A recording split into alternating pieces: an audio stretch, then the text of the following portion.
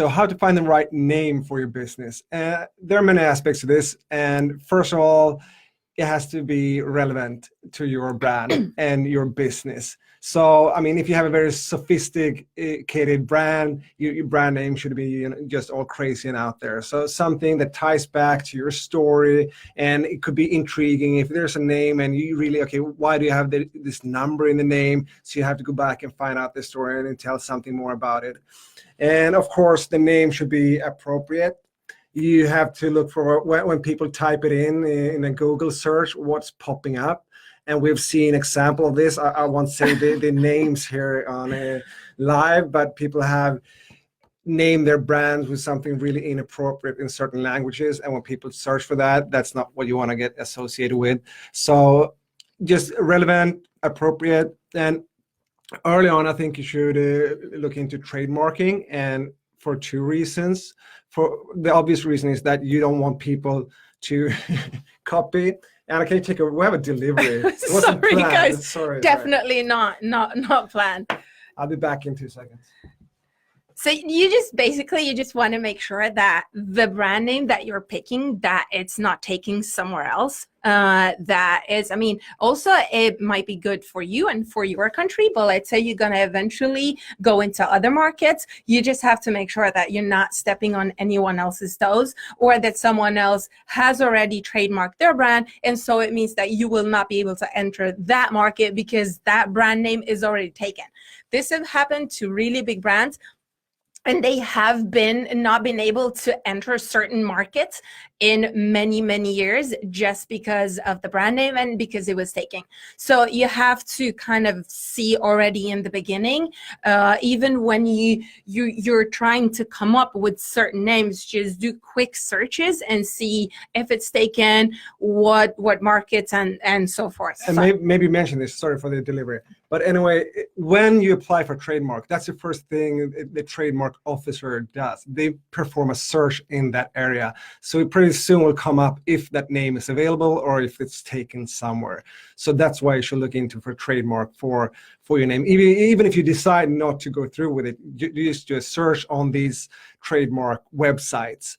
And then a big thing today, we're going to get into some more terms here, but one big thing today is about SEO. You didn't have time to mention that, I guess. No. And today is a lot about SEO and how people will find you online. So therefore, it's good to take a name that is not too common or have some common part in it. Let's take, for example, you have a brand name with the term or name New York in it. And then you will see that there are a lot of websites on the internet that has the term New York. So then you will be competing with all these brands and companies that all have something to do with New York online. So take something more unique just from an SEO perspective. And also we can take an example. Our first brand was called Sinaya.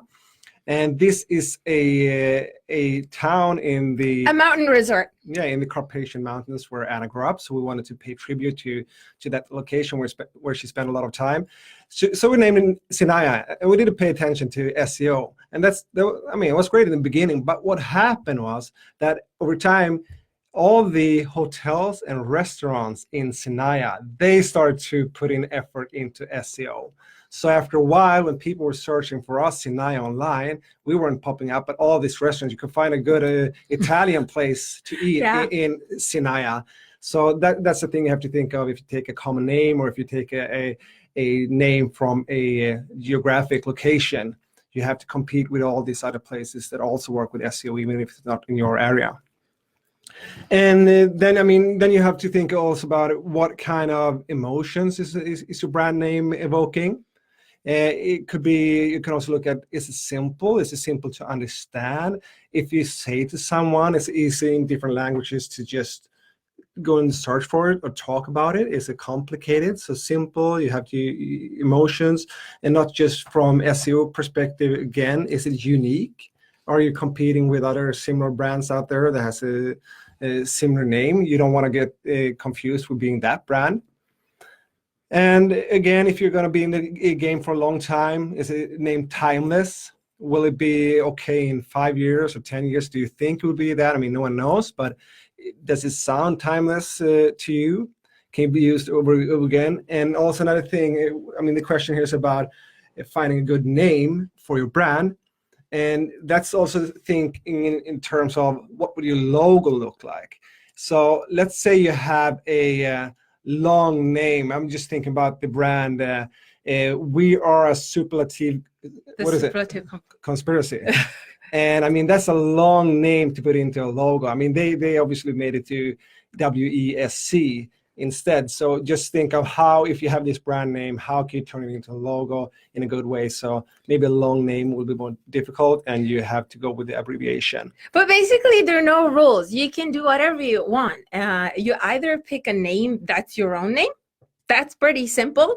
But then you, of course, have to think about what you want to do with the brand. If it grows, if it gets really big, that brand is always going to be attached to your name. So do you want to sell your brand eventually? Do you want to keep it? Do you always want to be the forefront of your brands? Many designers and many founders do not want to be the forefront of their brand. So then it doesn't really make sense to have their own name. If you don't have any problems with this, then it's a really good idea.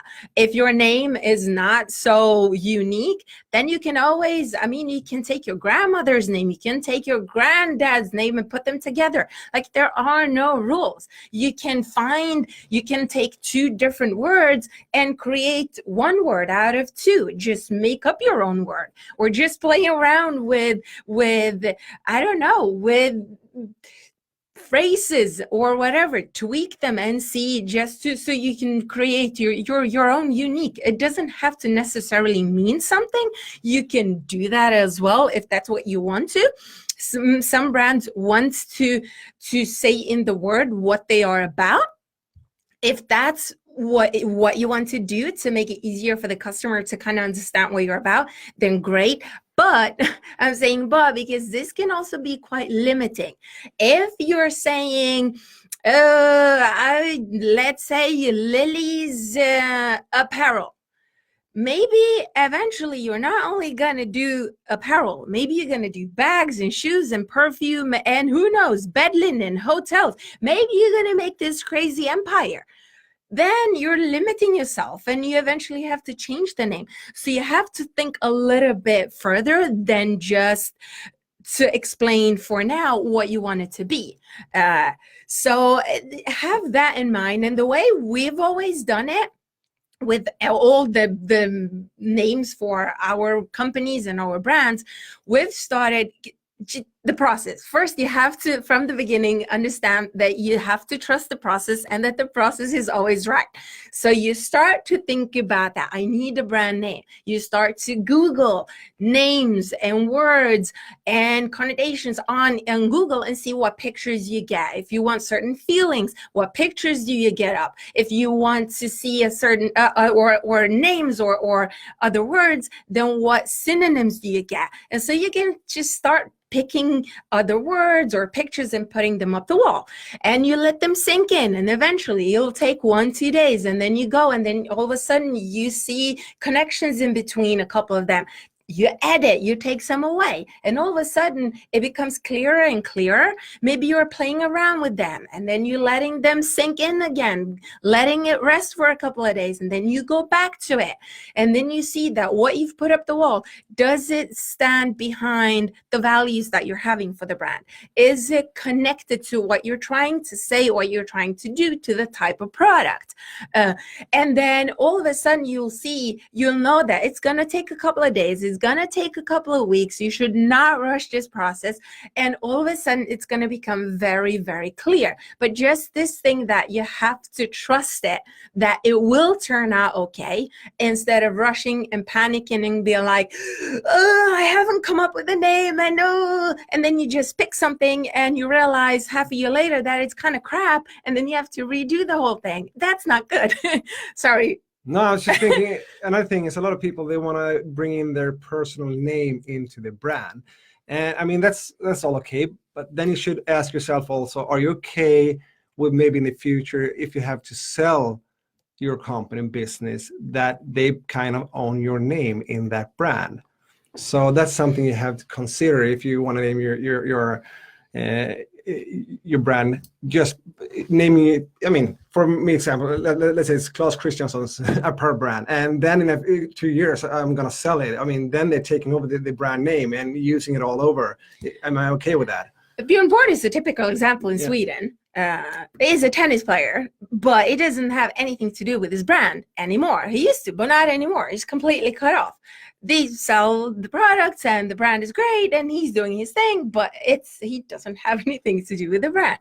And just a final thing about your brand name is, I mean, of course, just check on Google and other search engines right away to see what's popping up. That's one thing, to see what happens when you type it in. That's a basic search. But then also when you come up with the name, just check with a few people. You know, it could be also brand experts, even better. And the reason is to hear their first associations. It might be things that you haven't thought about. But the first, if one person, two person, three persons just say the same thing the first time they hear it, and that's not something you really don't want to be associated with, maybe you should think again. So, and also if you work with a brand expert, that's the advantage, that they have seen so many brands from all different kind of markets possibly, and they can pretty quickly tell you if, okay, this brand reminds me of this one or that one, and it's already taken. So it's final check. But basically you want it to sit well